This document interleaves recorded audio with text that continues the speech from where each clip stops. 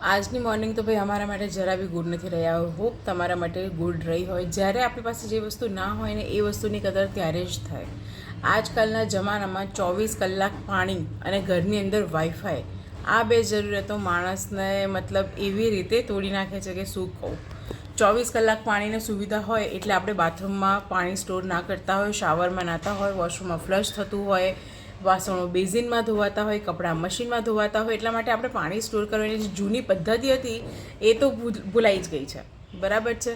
અને વાઈફાઈ આખો દિવસ માણસ ઘરમાં કરે છે, સોંગ વગાડવું, ઇન્સ્ટા મંતરવું, આ કરવું, તે કરવું, કંઈ બી કરવું, જોઈએ તો ખરી ને વાઈફાઈ. તો વાઈફાઈ બી નહીં. ગઈકાલ રાત્રે જ્યારે ચાલીને આવી અને રોજની સિસ્ટમ પ્રમાણે નાહવા ગઈ તો ખબર પડી કે પાણી નથી. લાગ્યું ચલો અત્યારે એમને સૂઈ જઈએ, સવારે આવી જશે પાણી. સવારે ઉઠીને ખબર પડી મોટર બળી ગઈ છે, પાણી ક્યારે આવશે એના કોઈ જ ઠેકાણા નથી.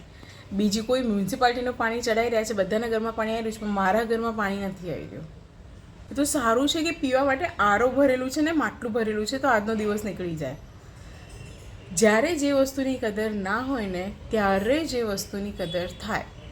અને આજકાલ જે નવી આટલી બધી ફેસિલિટીઓ આપણને મળતી થઈ ગઈ છે ને, એટલે આપણને છે ને આની કદર ને વેલ્યુ એટલી પહેલાં જેટલી થતી નથી જેવી પહેલાંના જમાનામાં થતી હતી. ટાંકા ભરી રાખતા હતા, ડોલ ટપ ભરી રાખતા હતા.